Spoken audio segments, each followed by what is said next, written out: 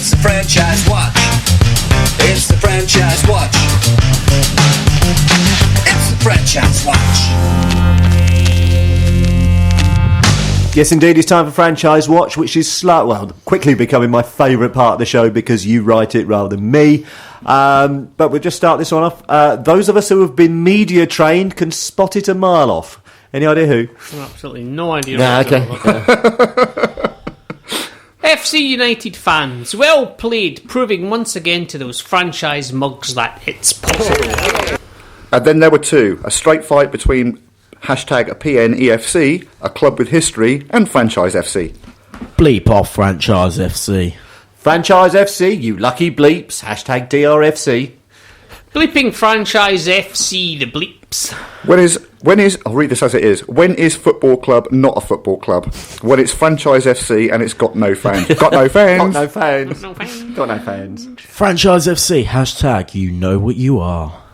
Rovers travel. I like this. Rovers travel to non-football club and all-round aberration MK Dons on Tuesday night for one of the most meaningless games in recent memory.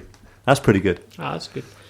This should be Rovers' lowest away attendance of the season, what with many fans boycotting MK Dons. Aye, right, for obvious reasons. Aye, well done. Of course, everyone always boycotts us. 6-1 lost to Franchise FC and sat in the relegation zone. We've had better Saturdays.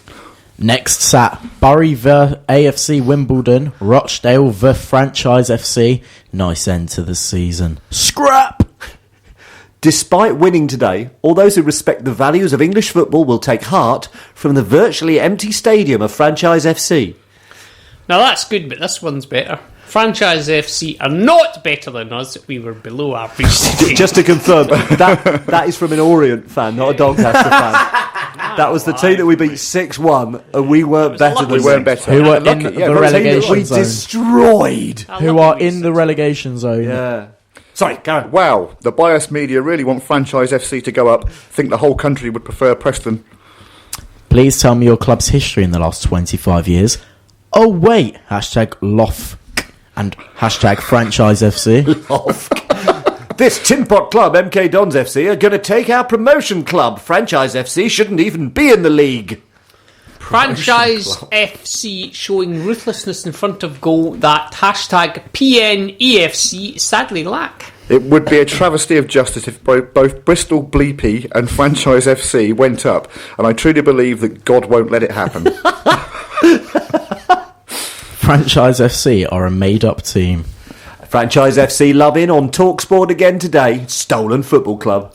Milton Keynes, a city. Has it got city status with no soul whatsoever? Anglo version of America can't express how much it depresses me. The football club was called Milton Keynes City before a certain franchise side moved in and suffocated it into liquidation. Suffocate into liquidation. That's got a certain ring to it, hasn't it? Definitely, yeah. So, Milton Keynes (City) had a plastic inflated fakery about itself even before Franchise FC arrived on the scene, ? And much as I despise MK Franchise, I don't want them to lose Saturday. Sorry, AFC Wimbledon, needs must. Well, we went to MK, didn't see any franchise say anything unless they was away from Don's fans. Whatever the hell that means. You'll see violence if you ever have guts to come to King's Meadow. That's almost like a threat, that is. Almost like the man opposite me on this table, like he's never been.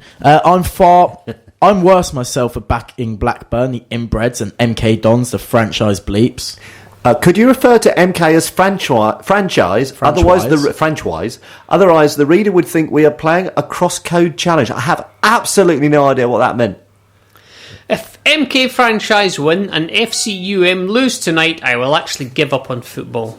MK Dons, the franchise club, #no history. Although it's a franchise, half empty, poor excuse of a ground, I kind of want to visit Stadium MK. That's the pick of the bunch right there. That really is. It says it all, doesn't it? MK is the best franchise ever. Whee! MK Franchise up for Community Club. 27th. I'm going to read this as it is again. 27,000 were uttered fans, and v Wimbledon, the majority were Wimbledon fans, not Franchise MK. Now, I'll try and work that out. The majority were Wimbledon fans, not franchise. He's probably right there. Yeah. The majority were Wimbledon fans, and now we're MK Dons fans. Yeah, so you did that. I must say, I was there for both of those games, and every single person in that ground was an AFC Wimbledon supporter. And against the Man United. And against... Yeah. I mean, I was wearing my Man United shirt, and I don't even support them. Yeah. That just sums us up. I wasn't there and I had both shirts on. I'm dedicated to whatever cause it is I'm supposed to be doing. Incidentally, though, disgusting club, much like MK Franchise. The worst thing about all this is that I hate MK Franchise and their god-bleep manager. Yes, but MK Dons are franchise bleepers and deserve punishing for no apparent reason. Fair enough. I agree with every Wimbledon fan. Your club's a fraud. Hashtag franchise FC.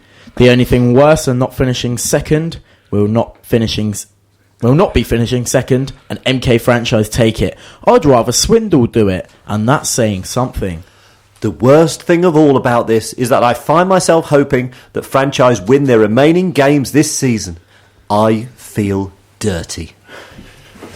That was the best one so far. That was a marathon, wasn't it? That was brilliant. That was fantastic. We must have been doing something right. Yeah, that's all I can say. I'm taking to retweeting them as I find them. And I came back from work today to find about 400 arguments had kicked off with various people, all essentially either... Oh, yes, that certain gentleman, he's sort of vanished from Twitter, apparently. Which one? That one? Yes. Yeah, okay. No, it's the one I think we talked about. He's still there, but he's very engrossed in other things rather than football. Protected tweets now, I think you find. Oh, okay. Oh, I can still search for it all. Okay.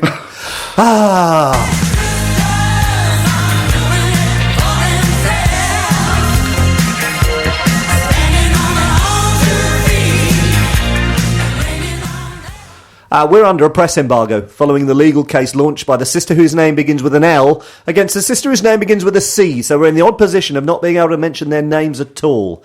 So to vote for the sister whose name begins with an L, send the letter L. And to vote for the sister whose name begins with a C, send the letter C. This week's guest channel, appropriately enough in the circumstances, is to communicate your choice through your legal representative. So please get voting.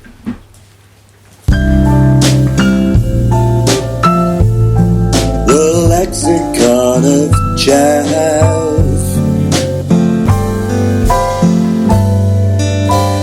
of chaff.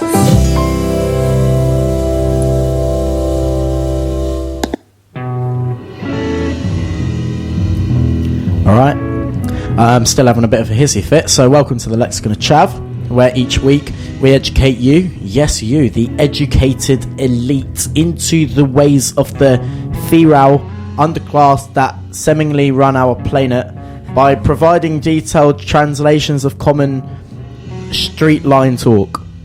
This week, phrase under scrutiny is thirst trapping. Oh no, that one. Common usage. Right, did you see that pic little John posted on Instagram with them little shorts? Man, she just a thirst trapping. Definition. After viewing the photographic evidence, and although she's looking fine and dandy, I do believe Victoria has a secret, and I'm sure her boyfriend Hugo will attest to.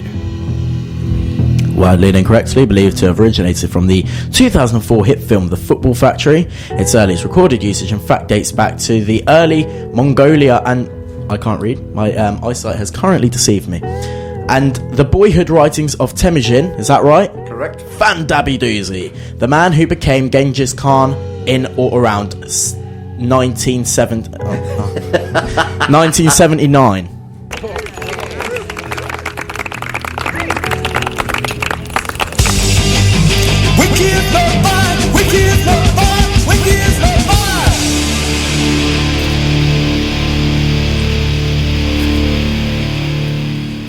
As you know, the Dons are the most popular club in the country, and Pete Winky Winkelman is not only the most popular chairman in the lower leagues, he's possibly the most popular man in football altogether.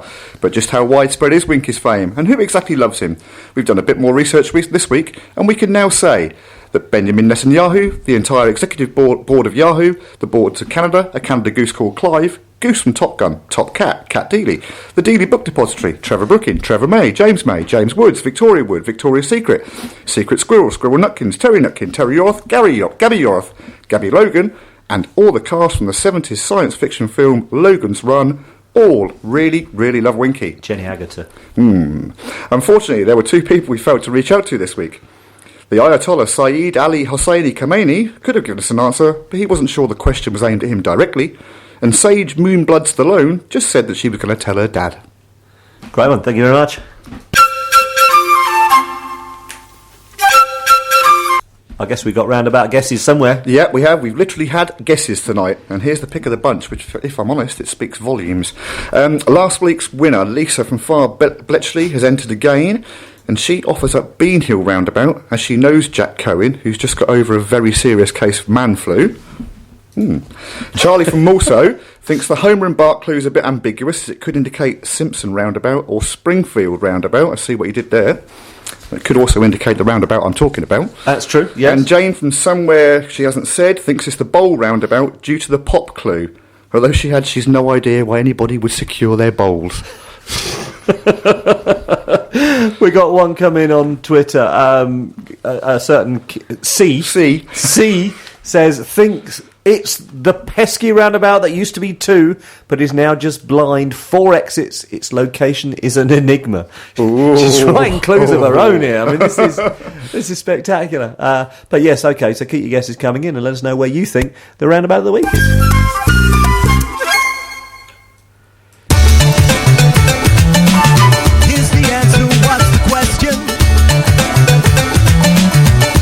DJ Mikey Mike. Yeah. Just a reminder, this week's answer was 1 point. We got a whole series of questions here. Can we go around on these? Yeah. John Flanagan says, what are Preston not going to drop before the end of the season? Paul Harris says, what's at the non-feathery end of an arrow? Very good. Paul Harris, another Paul Harris says, what would remain in the centre of MK? What should remain in the centre of MK? What should remain, yeah. Patrick Finn says, how many more points are MK Dons behind Preston? Paul Harris says, what's the size of a really small font? I like 1 point. Sean Leonard Perry says, the likely outcome of this year's EU Eurovision entry? LS says, how long should your electioneering speech be to be effective? Paul Deering says, a new idea for a daytime quiz show. I must say, I probably laughed at this one more than any other. A certain Andrew McPherson of this parish says, what does an Irishman say when he orders a drink at the bar when he intends on having a quiet one? 1 point. 1 point. Martin Pickard says, what do you call a Spaniard who changes the direction of trains? 1 point, yeah. Andrew Bond says, what score does Mark Newbury's golf swing really deserve in a Stableford competition? Is that possibly the best insult? Yeah. I know how I'll get back at you. Family MK Dons fan says, if we do go up, how many points do you think that we'll have in the championship by Christmas time? 1 point. Locutus, or Locutus, or however you pronounce that, says, what's being demolished in order to build another row of soulless shops? St. Don says, if you added 1 to the number of points there are to AFC's existence, how many would you have? Beardhides Boy 64 says, how many more points would it take us to seal promotion? Sausage says, You said steal there. Sausage says, if you were to print all Bath Womble's wrong predictions onto a single side of A4, what size text would you need to fit them all on? Bill P says, if you need to write something on a piece of paper, how many points does your pencil need? It's literal. Then again, old Bill P adds, how many points do we hope Preston get for the rest of the season? Rookie says, how many points will we miss automatic promotion by? He's a negative. Yeah, very. Yeah. St. Don says, if you had to point at all the things in Swindon that are worth seeing, including the bus to get you to the bleep out of there, how much pointing would you do? And Top Don says, how many points would we have without Grigg, Aphobia and Ali this season? Step into the spotlight with me, Lucy, every Wednesday between 6 and 7 p.m. on Seclo Sounds. I'll have new music, the latest entertainment news, and interviews with local bands. If you're in a band, or if you have music that you think I should be playing, I'd love to hear from you. Email me, lucy@seclosounds.org, and join me every Wednesday from 6 till 7 for Spotlight on Seclo Sounds.